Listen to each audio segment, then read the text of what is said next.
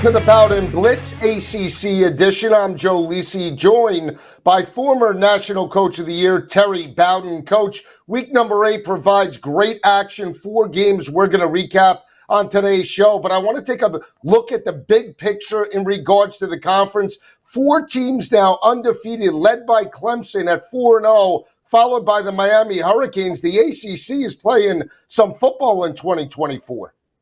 Well, yeah, I think they accomplished a little bit what they wanted to accomplish. They added to their conference, and here we are halfway through the season, basically, and 10 teams with no or 1 loss only. I don't think a lot of those teams have a chance, but their fans do. It makes it more exciting that they think they're still in the hunt, because so often they're not. But we're talking about really being in the hunt. You got to talk Miami and Clemson. That's really, they look like the guys that have stepped up. And the question is now, is Clemson getting closer to where they used to be? And is Miami playing close to giving one away? Yeah, they are, right? When you think about the Miami Hurricanes, back-to-back close games against Virginia Tech and California. And when you look at, obviously, Clemson, they've won now 5 straight games, have dominated at home, have only lost 3 games dating back since 2015 in regards to Death Valley. So Dabo and that offense are clicking on all cylinders. They get the victory, a road win over Wake Forest as a 21.5-point road favorite. They win that ball game 49-17. Coach, when you think about that performance as well, Cade Klubnik, we brought him up in last week's show. He's got 17 touchdowns, 2 interceptions, completing 65% of his passes. Depending upon how Clemson plays the second half of the regular season, we know about Cam Ward. We know about Ashton Genty from Boise State and some of the front runners for the Heisman Trophy, including Quinn Ewers and even Jalen Milroe. Can Cade Klubnik potentially get his name in the mix should Clemson win out the rest of the way? I think there's a formula for a quarterback to be in the running for the Heisman. One, you got to have great numbers. You got to have great numbers like last year. Or if you have a great season, undefeated season, and really good numbers, you're a leader of the team. I think both of those are factors that come into play. So Cade Klubnik, if he can keep on winning and get them in the hunt, Cade Klubnik can have a chance, I think, to be in the Heisman race. It's going to work its way to the very end of the season because they've got to come through. And remember, they don't play Miami during the season, so everybody in America is going to watching Cam Ward play against Klubnik in the conference championship if it goes like we think it's going to go.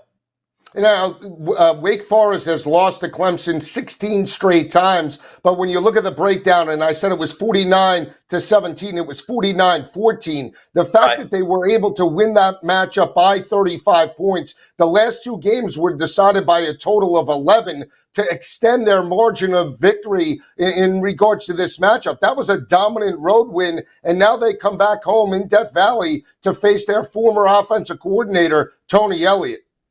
That's right. I think the one thing, Wake Forest plays a unique style of offense. You've seen it. They hang on to the handoff real long time and run the RPO late. They do things that if you stay in the conference long enough, everybody is going to start working to defend that style. And I think Wake Forest, Dave Clausen, who is one big, he may be staying too long at Wake Forest or he's staying too long with the same offense because I think a team like Clemson can begin to study it and figure it out. And after a while, you've got to adjust because you're playing the same teams in your conference. And on the other end, Clemson just keeps getting better and better and better. And, as this season goes on, I keep thinking how long Dabo Swinney has been at Clemson, how much of a veteran coach he is, and how much he understands what you got to do. And I think he's excited about, hey, y'all, I can win with no portal transfers, guys. You go take them. I'm going to protect my culture, and I'm going to show y'all how to win without touching the portal. Whether he does it, you know what? I bet you a lot of coaches are pulling for him because I can take NILs. The portal transfer thing is hard for a coach to take.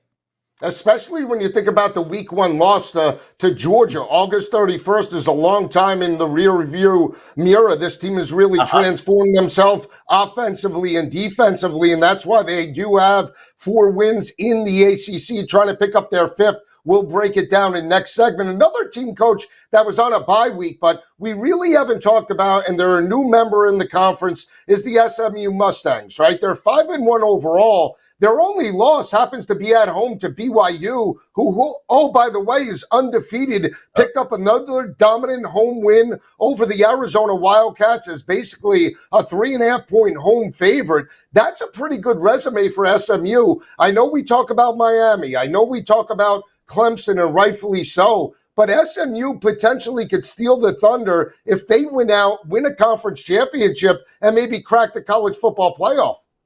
Yeah, SMU's been slowly climbing back into the picture. Remember back when they had Craig James and they had the great running backs and they were in the hunt always for national exposure for a great team. They've kind of wanted to get back there, and they've got the money in the back of their program. That's a very wealthy spoon when it comes to facilities and NIL. And now they play as one of the fastest offenses in the country. I'm talking about fast between first down, second down, then wait and decide on third. They can run more plays. And they're a dynamic team playing an exciting offense, and they've only got one loss to an undefeated team. So I think we got to wait and see a little bit with them in this conference too.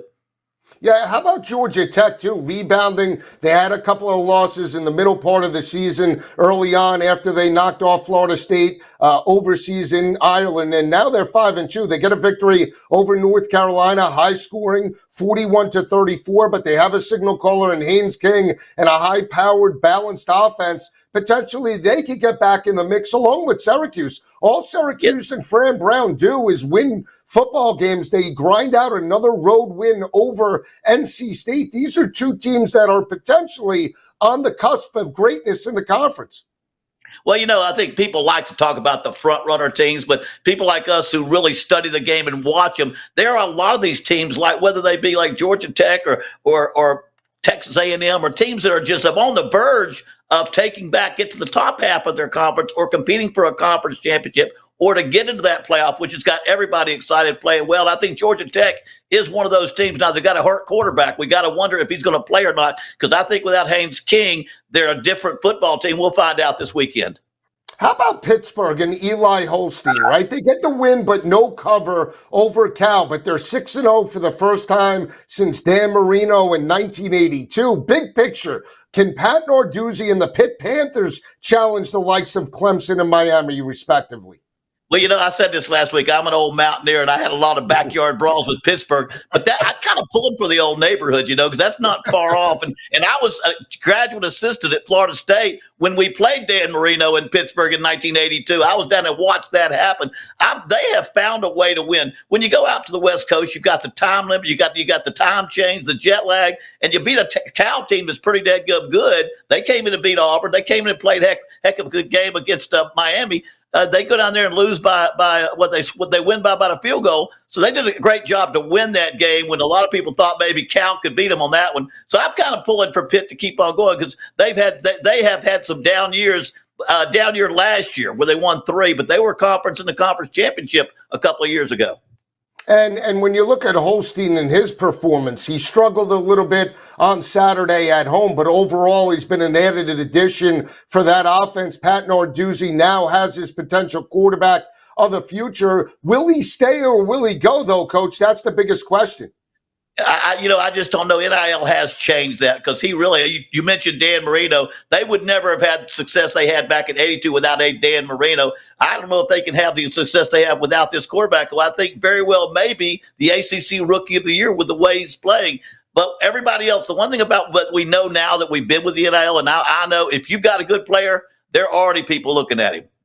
Absolutely. Eli Holstein, a potential Heisman dark horse as well. Virginia and Louisville squared off. That was a very close game. Louisville prevails 24-20. Jeff Brom and the Louisville Cardinals do square off in a marquee top 25 game against Cam Ward in Miami. When Coach and I return, we'll talk about that game in Louisville. Hurricanes and Cardinals. Also, Tony Elliott and Virginia taking on Clemson. We'll be right back. Keep it where it is on the Bowden Blitz.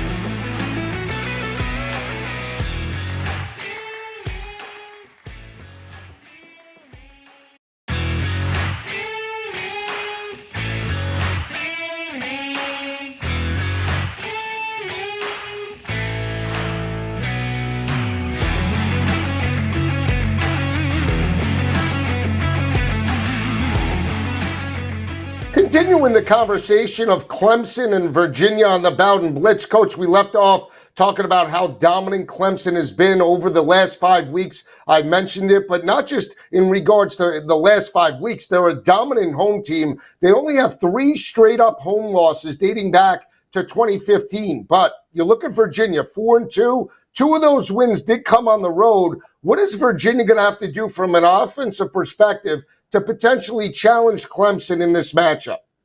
Well, I mean, they're going to have to score with Clemson to some extent. Stay close. Try to stay on the field. I'm with that. Let's run the ball some. Let's try to keep the ball in our hands. Keep Clemson's offense off the field as much as possible, and try to keep this game close. Anytime you're playing a team that's that much, and they are that much better. When they're playing that much better, if you can stay close at halftime, that actually demoralizes the team, and they get a chewing out at halftime. And sometimes they respond, sometimes they don't. And it really encourages your own players. So you got to try to play it, keep the ball control, try to get to that halftime game within 10 points or so, and then the underdog like Virginia can feel like they have a chance. Well, I sort of like Virginia in the matchup, 21.5, because you mentioned it when Dabo knowing Tony so well that if he does get up early, maybe he calls off the dogs, maybe more second and third teamers in the second half of that matchup. You talk about the last 3 games for Clemson at home. They dominated Appalachian State, got the winning cover against NC State, and got the winning cover against Stanford at home. This could potentially be a different type of situation. Again, I think lower scoring would favor Virginia. Higher scoring has to favor Clemson and Cade Klubnik. I think, if Clemson gets ahead and is comfortably ahead and Virginia's offense is doing nothing, I can actually see Dabo not rubbing it in. I know he would not scoring too much. And you want to score as often as you can, but I can see him not wanting to hurt the situation with Tony Elliott. And now I don't know that actually happened, but I just know the type of man that Dabo is and the type of coach that Elliott is. And I've seen a lot of coaches that'll take it in on the 3-yard line going in, and I've seen a lot of coaches that'll put one more score on the board just because they want more points. That's what you would not see in this game.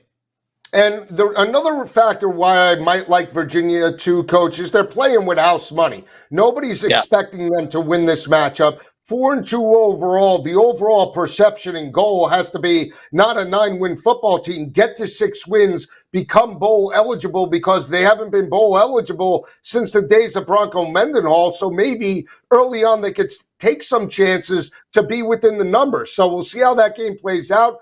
Coach and I both lean to Virginia in this matchup. Let's take a look at Notre Dame on the road against Georgia Tech. In the series, Notre Dame has won 3 straight. Notre Dame dominated Stanford 49-7. They held Stanford to only 87 passing yards in that game. Coach, an 11.5-point number. I'm going to take the points with Georgia Tech at home.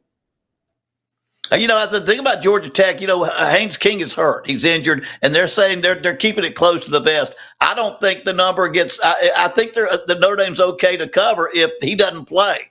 If he plays, I think they're another one of those teams, that I think are really a lot better than people think. And can get there for 4-2. They've lost only 2 games this year, and they have an outstanding football team. And so if Haynes King can play in the game, and if he's full go, if he tries to play in his half, I lean towards Notre Dame piling up a little bit more than that. If he can't go at all, I lean to Notre Dame. But if he is healthy enough to play and play his game the way he can run that football and keep their offense going, I would go with the under. We saw last week. I'm sorry. The under. I just want to talk about Riley Leonard quickly. 229 yards last week, 3 touchdowns, no interceptions. That was a Stanford defense giving up about 270, 280 heading into that matchup. They're going to need Riley Leonard to maybe duplicate that, not just in terms of this game against G-Tech, but moving forward, because that defense has been rock solid, has allowed less than 1,000-yard passing on the season to opposing offenses.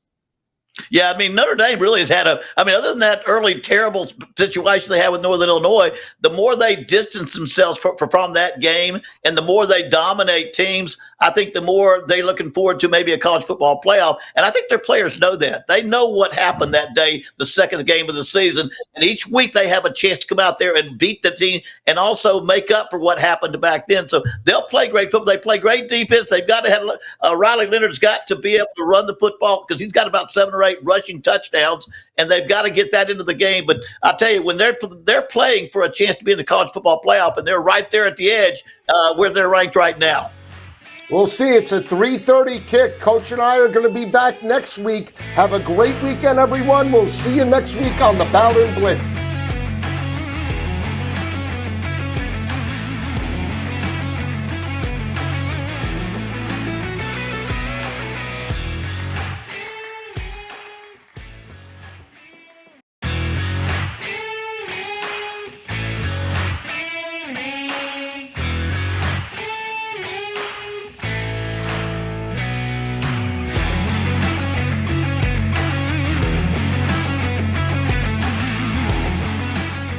On the Bowden Blitz ACC edition, Coach Bowden and I are going to dive right into the 2 marquee battles within the conference. Let's start in Louisville. You got the Miami Hurricanes as opens as a 4.5-point road favorite over Jeff Brom in Louisville. Louisville did get the victory over Tony Elliott and Virginia in Charlottesville, 24-20. Louisville struggled for much of the first half, trailed that matchup, found a way to pull it out. But, Coach, if there was ever a team in need of a bye week, how to be the Hurricanes off their last 2 weeks' performances?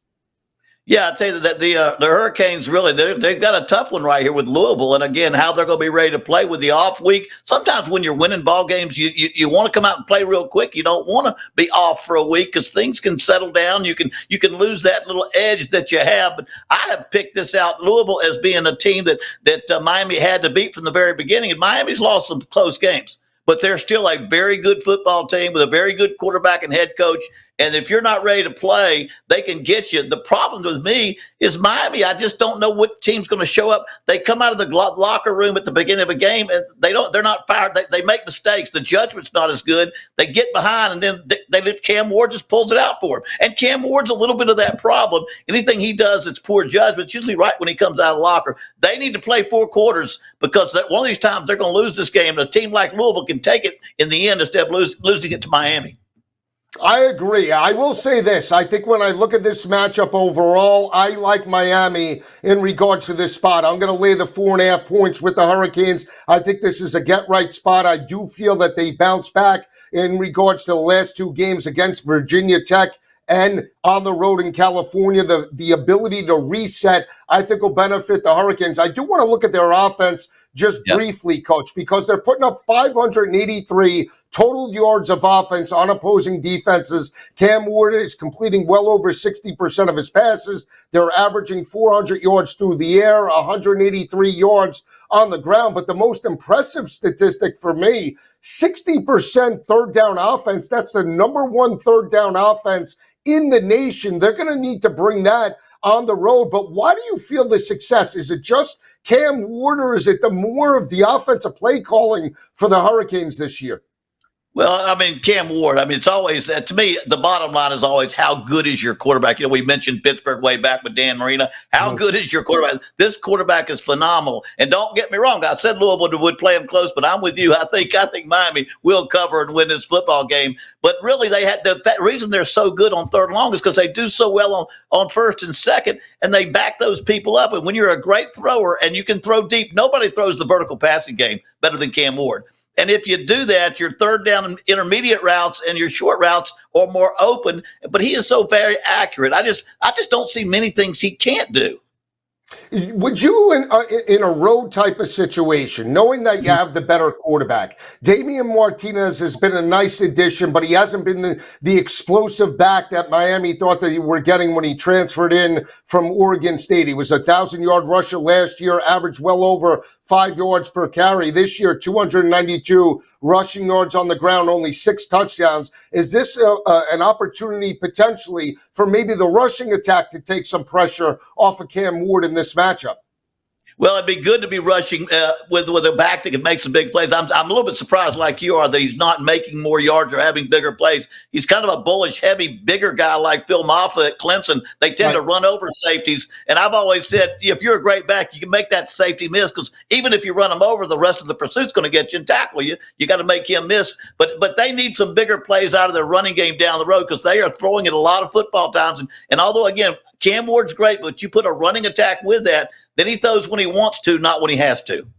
I think if for Louisville to be competitive in this game, it's got to resemble last week's performance against Virginia. And I'm not suggesting Miami is Virginia's offense. I just don't know if Louisville is as explosive this year as they were last year with former quarterback Jack Plummer. They're averaging 291 passing yards per game, averaging around 37 points per game, but they're more methodical. The game that they did force tempo was SMU, and SMU wound up stealing that game 34-27. I think in order for Louisville to win, lower scoring, run the football, sustain drives to keep Cam Ward on the sidelines.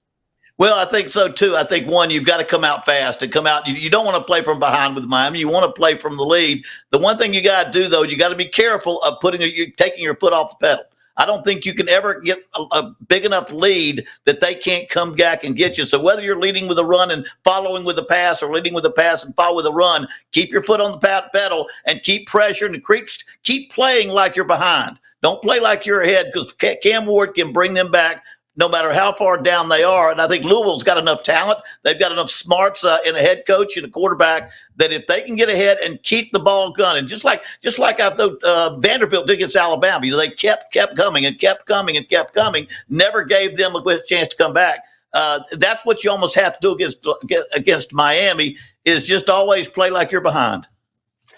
That game is a 12 noon start in Louisville. Coach and I both like the Hurricanes to win and cover the number. Let's turn our attention to the matchup in Death Valley. We mentioned Virginia, now 4-2 on the road to square off against the Clemson Tigers. Clemson has won 5 straight games by an average margin of victory of 27.2 points per game. They have the better quarterback, but Tony Elliott comes home, Coach. How do you see this game playing out early on?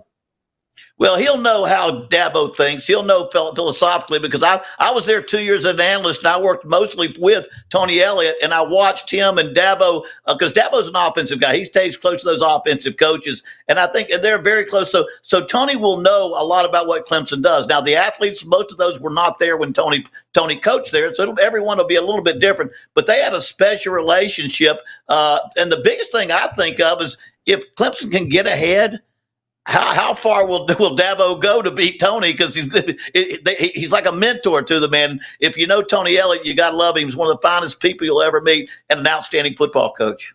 And that's important, Coach, because they're late 21.5 points. That's important because Clemson has won 3 straight home games in Death Valley by an average margin of victory of 32 points per game. If they get up early, could the back door be open for the Virginia Cavaliers? When Coach and I return, we'll talk about more in-depth Clemson and Virginia, also Notre Dame and Georgia Tech right here on the Bowden Blitz. Where it is.